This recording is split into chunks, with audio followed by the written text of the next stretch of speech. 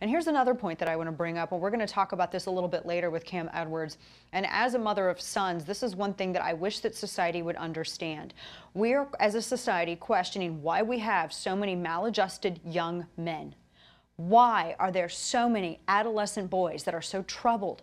Why do we have so many kids that are so stressed and they feel as though their only recourse is violence? Why do we keep having these incidents? It's a symptom of a larger cultural issue. I mean, case in point, we've driven out respect from life from our society.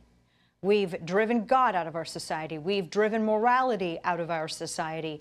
We have a school system that particularly caters to the more calmer nature of girls. We over-medicate kids. We are diagnosing, I know for a fact, and there were some individuals who are acquaintances of mine, they live on the West Coast, and they were once told that their child could not return to school unless they were on some sort of ADHD medicine. And it was amazing, they said, how quickly they were able to find a doctor who would so easily prescribe something like that without actually undergoing the required tests and scans in order to correctly confirm that that was the situation with which they were dealing as it concerns their child.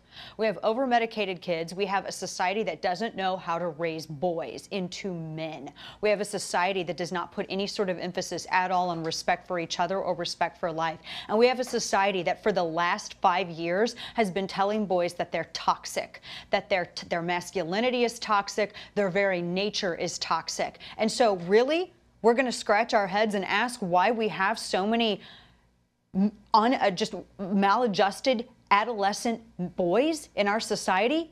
We're asking that question after knowing everything that has been taking place, after watching boys fall behind girls in academics, after watching boys even fall behind girls in terms of economic disparity in major cities. I talked about this very much in depth last year in a particular episode on my radio show. We have a problem in this society in terms of raising boys and nurturing them and catering to them. As a mother of boys, I see it in our society very clearly. We have to get a handle on this. But it's so easy for so many people out there to talk about firearms and inanimate objects and tools that can be used. That is simply a symptom of a problem. But of course, it's a lot easier to talk about the symptom.